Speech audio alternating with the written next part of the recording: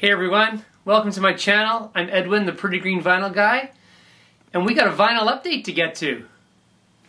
So, first off, I'm having a contest because I hit 1,000 subscribers. I've had some great entries. I've really enjoyed seeing people answer the questions. I know it was a lot of questions. It was 10 questions. I know that's a lot to get through, but I think it's pretty fast once you get going. The videos aren't going too long and everyone seems to be having fun with it. I really enjoy hearing people's stories and their anecdotes and getting to know people better through asking these 10 questions. In retrospect, there's probably a couple I could have nixed, but anyway, it's been going good. I really appreciate everyone that's entered. There's still a couple of weeks left to go, and if you can spare 10 minutes, I'd love to see your videos.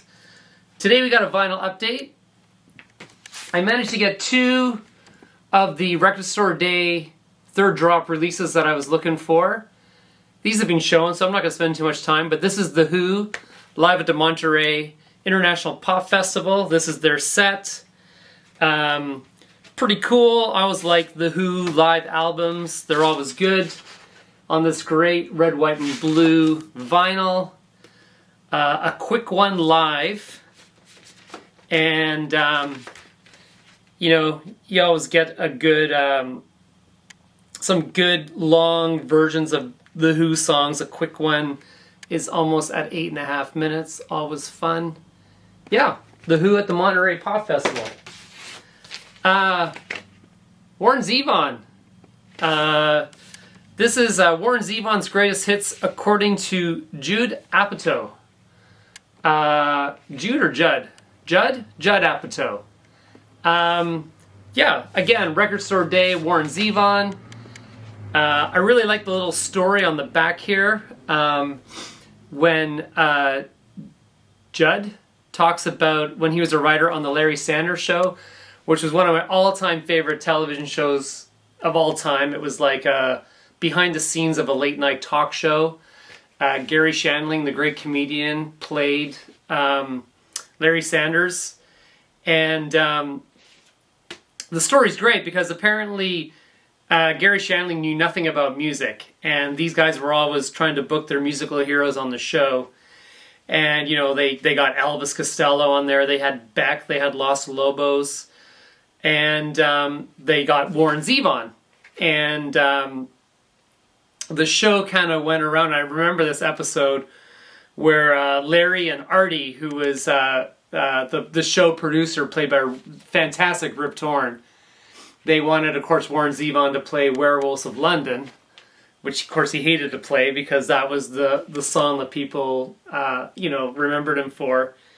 And anyway, they get into this whole discussion, and he ends up playing a song called The French Inhaler, which, of course, Gary Shandling, Larry Sanders had never heard of. And, of course, there was a huge applause from the audience, and Gary Shandling says to him, "How about another one?" And Warren Zevon goes, "Yeah, for sure." And Gary Shandling goes, "How about Werewolves of London?" So, yeah, this is interesting. Side A is studio, some of it remastered. And then the second side is more or less live. The neat thing is there is a Hindu Love Gods song on here, which was Warren Zevon teamed up with REM. And that's actually a part of my discography I'd like to get more of. Anyway, you know, fun record store sort of pressing, release, Warren Zevon. This was just in the used bin the other day, and I thought, yeah, if we're going to get a Bad Company album, I might as well just grab the greatest hits. This is 10 from 6. I guess they had 6 albums, and they grabbed 10 songs from their 6 albums. You know, sometimes you just want a little Bad Company going to rock out your, you know, Saturday evening. So you got all the ones on here. You know, Can't Get Enough, Feel Like Making Love, Shooting Star, Bad Company, Rock and Roll Fantasy.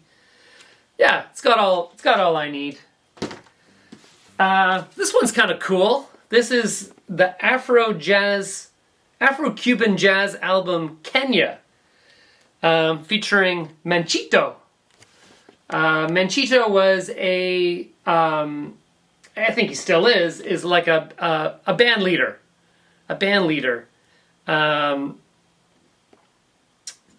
of like in that, like Ricky Ricardo, right? This is like that kind of stuff, and it's kind of fun. This is a really cool album. I've only listened to it once. Does feature Cannonball Adderley in the band, which is kind of cool. This is on the Apex label, and it's just a beautiful, very nice quality album in beautiful condition. So minus all the clicks and pops, and Steve Carlson would love this record. I've got a couple of newer releases that I got secondhand. This is Lorde, pure how do you say that word? Pure heroin, not heroin, the drug. Anyway, and you guys can't correct me on that because you can't type it. Anyway, Lorde is, of course, I think she's from New Zealand, correct? And she had the big song Royals a couple of years ago. I may have bought this more for my daughter when she comes over. It's probably something she would enjoy listening to, that we can bond. But this was a 2013 release of Lorde's Pure Hair. Oh man, I'm so embarrassed. Anyway, moving on.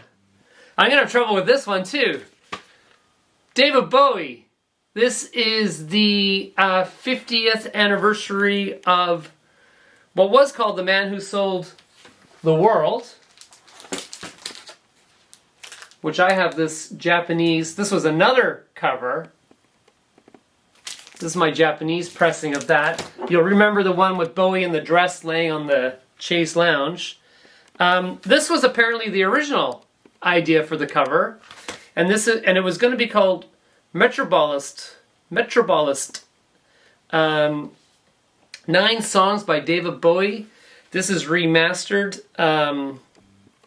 by Tony Visconti, who was his engineer back in the day, producer. Visconti also played in the band. He played electric bass and piano. Mick Ronson was on this, as was Mick Woodmansey on the drums, and Ralph Mace played the Moog synthesizer. Probably the most famous song, of course, on this would be The Man Who Sold the World. Great repackaging. There's the Bowie on the couch. The photo shoot. This is a good album. This is the first Bowie album.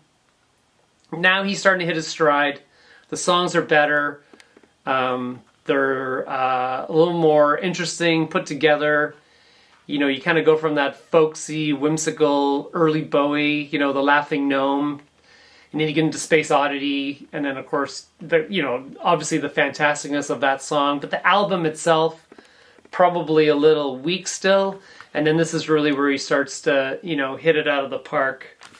I believe this was the house that he lived in, from watching the documentary. Roll up your sleeves, take a look at your arms. I wonder what that's referring to. Anyway, David Bowie, Metrobolist. This is another newer release that I found in the used bin. This is Peter Gabriel's Us. This, I believe, was the follow-up to So. This is a 2016 pressing.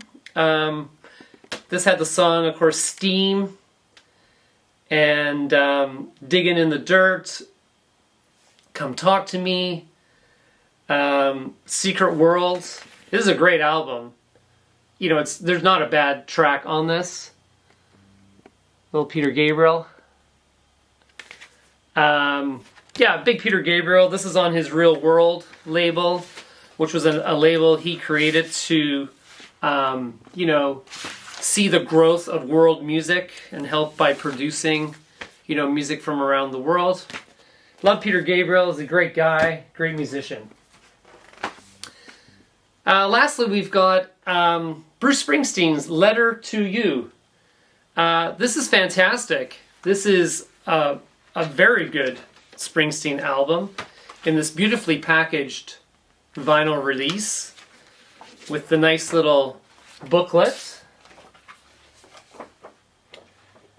that has all the lyrics written out and some great photos, you know, of the E Street Band.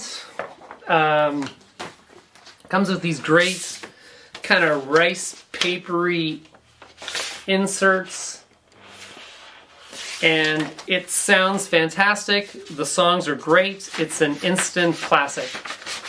What can I say? I think this is a very good Springsteen album, and I really like it. I guess it's kind of like a Christmas album with the snow falling in the background. So there you go, guys. That's my vinyl update. Again, please like the channel, sub the channel. If you can, do a video entry into my contest. Again, thank you everyone that's entered. They've been some great entries. And cheers everyone. Thank you.